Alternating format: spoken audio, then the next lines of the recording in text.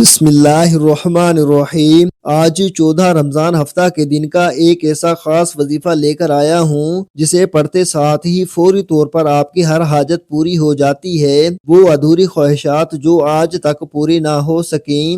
آج یہ وظیفہ پڑھ کر اللہ سے مانگو، اللہ ہر ناممکن کام کو ممکن بنا دے گا۔ جو لوگ رمضان کے مہینے کو ابھی تک لاپرواہی میں گزار رہے ہیں، رمضان کا پہلا عشرہ گزرا، رمضان کا پہلا اور دوسرا قبولیت والا جمعہ کا مقبول دن بھی گزر چکا اور آج 14 تاریخ ہفتہ کا دن آ چکا ہے۔ آج ایسا وظیفہ لے کر آیا ہوں جسے اگر کوئی فقیر بھی پڑھ لے تو بادشاہ بن جائے گا۔ یہ غیبی مدد حاصل کرنے کا ایک ایسا خاص وظیفہ ہے کہ اگر آپ گھر میں بیٹھ کر پڑھتے ہیں، آپ مسجد میں بیٹھ کر اللہ کو راضی کرنے کے لیے پڑھتے ہیں، تو جب آپ اللہ کو راضی کر لو گے تو پھر غیب سے ایسی مدد آتی ہے کہ کوئی نہ کوئی دروازہ کھٹکھٹا کر پیسے دے جاتا ہے۔ لوگ آپ کی کامیابیوں کا راز پوچھنے آپ کے گھر تک آئیں گے۔ یہ وظیفہ کسی صورت مت چھوڑنا۔ یہ اتنا چھوٹا وظیفہ ہے کہ پڑھنے میں صرف 1 منٹ لگے گا اور فائدے اتنے زیادہ ہیں کہ تقدیر ہمیشہ کے لیے بدل جائے گی۔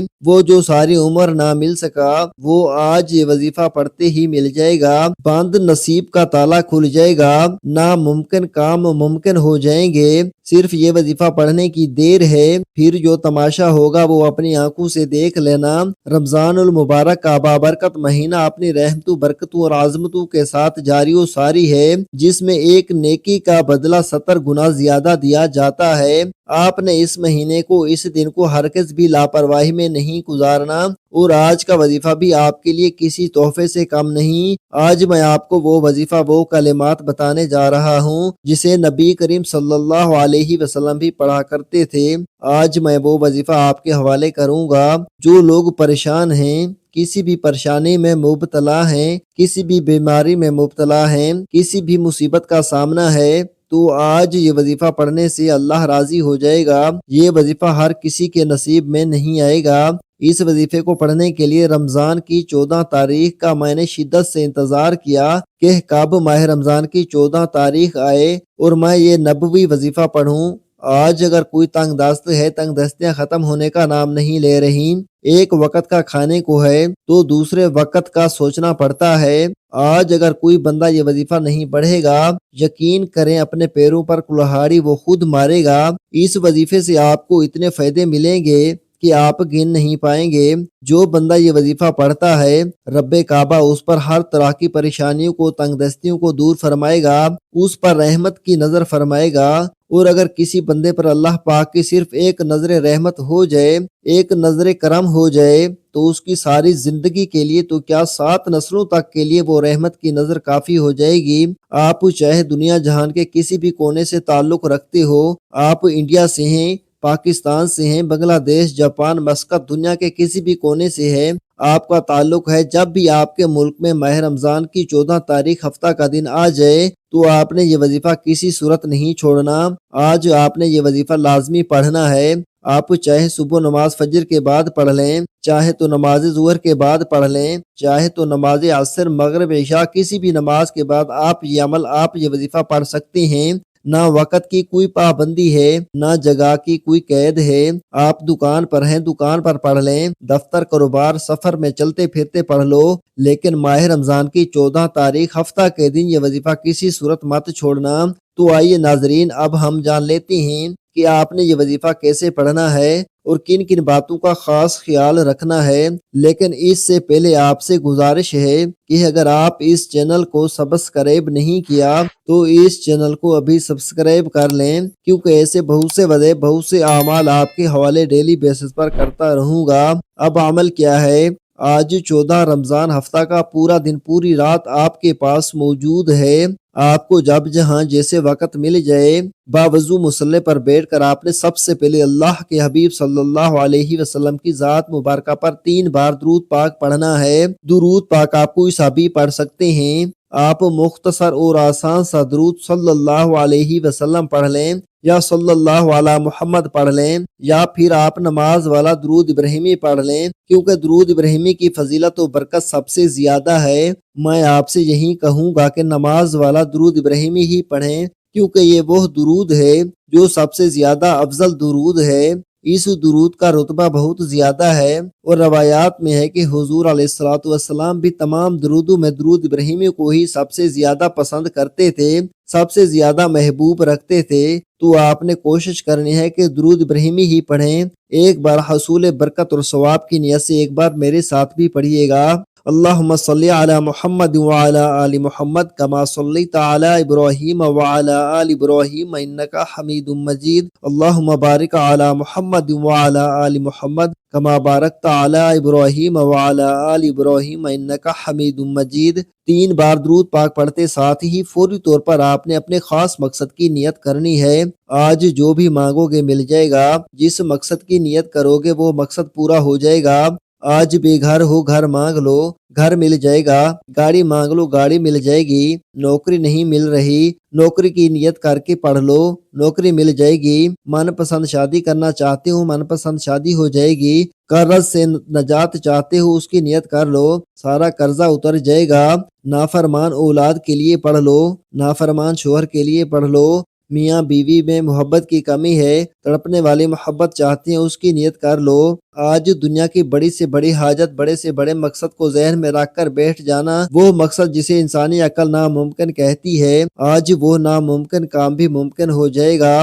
اپنے مقصد کی نیت لازمی کرنی ہے۔ اپنے مقصد کی نیت کرتے ساتھ ہی فوری طور پر ایک بار اعوذ باللہ من الشیطان الرجیم بسم اللہ الرحمن الرحیم پڑھ کر وظیفے کا آغاز کرنا ہے، اور یوں محسوس کرنا ہے جیسے دنیا جہان سے آپ کا تعلق ختم، آپ روضہ رسول کی جالیوں کے قریب بیٹھ کر یہ خاص عمل، یہ خاص وظیفہ پڑھ رہے ہیں۔ اور سب سے پہلے نمبر پر جو وظیفہ آپ نے پڑھنا ہے وہ وظیفہ لا الہ الا اللہ محمد الرسول اللہ کا وظیفہ ہے۔ لا الہ الا اللہ محمد الرسول اللہ یہ کلمہ طیبہ ہے، یہ مومن کی پہچان ہے۔ اور جب کوئی بندہ اس خاص عمل، اس خاص وظیفے کو بتائے گئے طریقے اور ترتیب سے پڑھتا ہے تو پھر راستوں کی تمام رکاوٹیں ہٹ جاتی ہیں، تمام بندشیں ٹوٹ جاتی ہیں، آپ کے راستے استوار ہو جاتے ہیں، رزق وسیع و عریض ہو جاتا ہے، ایمان مضبوط ہو جاتا ہے۔ لا الہ الا اللہ محمد الرسول اللہ کی بدولت اللہ پاک آپ کے صغیرہ کبیرہ گناہوں کو معاف فرما دیتا ہے۔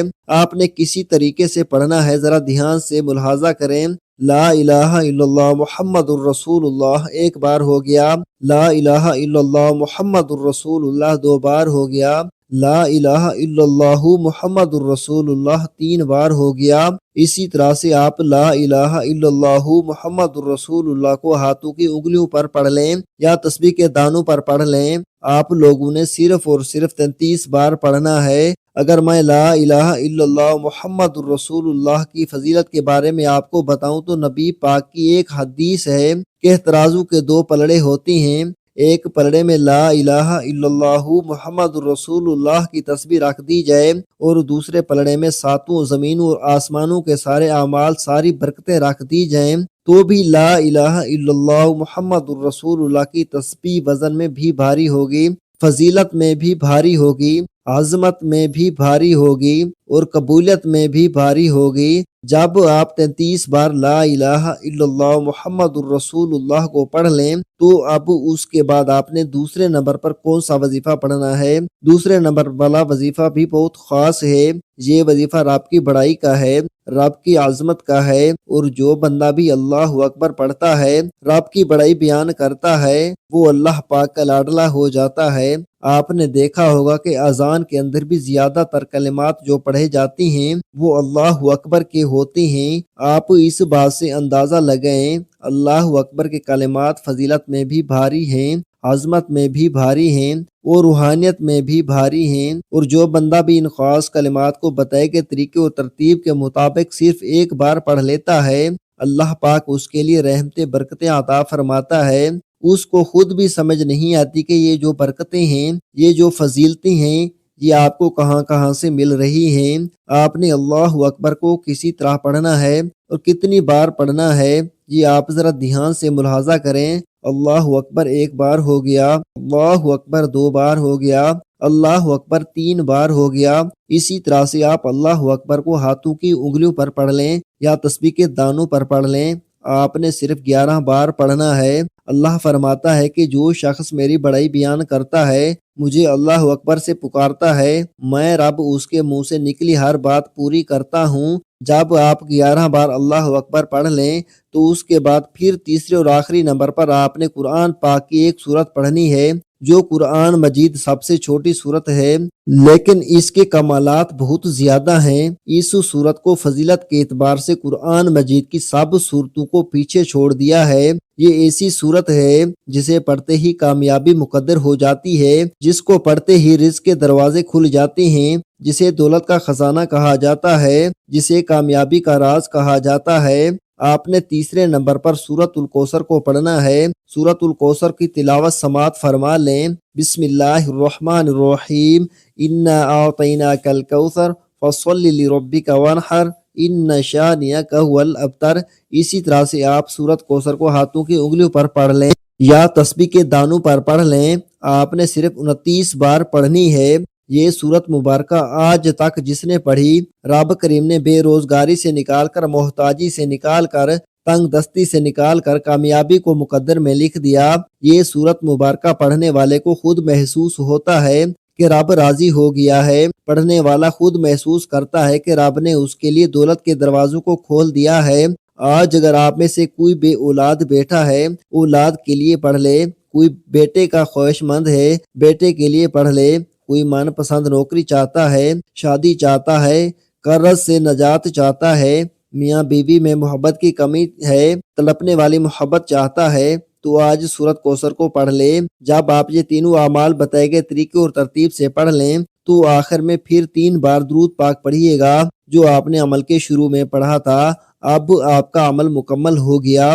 آج کی عمل کی مکمل ترتیب یہ ہوگی: آج 14 رمضان المبارک ہفتہ کے دن آپ کو جب جہاں جیسے وقت مل جائے باوضو مصلی پر بیٹھ کر آپ نے درود پاک پڑھنا ہے، پھر اپنے مقصد کی نیت کرنی ہے اور ایک بار اعوذ باللہ من الشیطان الرجیم بسم اللہ الرحمن الرحیم پڑھ کر وظیفے کا آغاز کرنا ہے۔ اور سب سے پہلے نمبر پر آپ نے 33 بار لا الہ الا اللہ محمد الرسول اللہ پڑھنا ہے۔ پھر دوسرے نمبر پر آپ نے 11 بار اللہ اکبر کو پڑھنا ہے۔ پھر تیسرے اور آخری نمبر پر آپ نے 29 بار سورت کوثر پڑھنی ہے اور آخر میں پھر 3 بار درود پاک پڑھنا ہے۔ یہ عمل اتنا طاقتور ہے کہ آپ اس کے کمالات دیکھ کر حیران رہ جائیں گے۔ آپ کی ہر خواہش، ہر پریشانی، ہر مسئلہ حل ہو جائے گا۔ ایک بار دل سے اور یقین کے ساتھ اس عمل کو کریں، نتائج آپ کے سامنے ہوں گے۔ ناظرین، اس عمل کو کرنے کے بعد آپ نے سچے دل سے دعا مانگنی ہے۔ دعا کے کچھ آداب ہیں جو بہت سے لوگ نہیں جانتے۔ دعا مانگنے کے کچھ طریقے ایسے ہیں جو اللہ کو پسند نہیں۔ حضور صلی اللہ علیہ وسلم نے دعا کے آداب کو لازم کرتے ہوئے فرمایا، اللہ تعالیٰ غافل دل کی دعا قبول نہیں فرماتا۔ مومن بندہ جب عاجزی و انکساری کے ساتھ دل سے دعا کرتا ہے تو اس کو 3 چیزوں میں سے ایک ضرور ملتی ہے: یا تو اس کی مانگی ہوئی مراد قبول کر لی جاتی ہے، یا اس پر آنے والی مصیبت ہٹا دی جاتی ہے، یا پھر آخرت میں اس کا کوئی اور بدل متعین کیا جاتا ہے جو اس کو آخرت میں عطا کیا جائے گا۔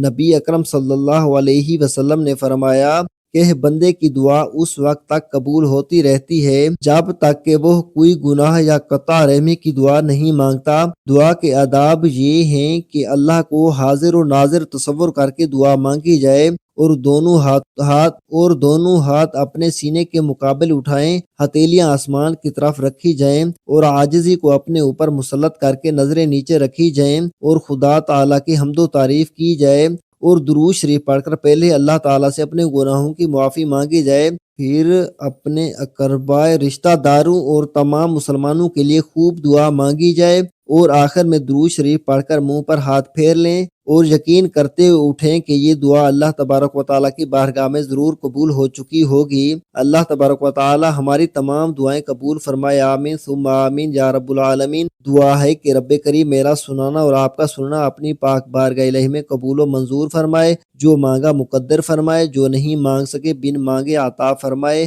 آمین۔ السلام علیکم ورحمۃ اللہ وبرکاتہ۔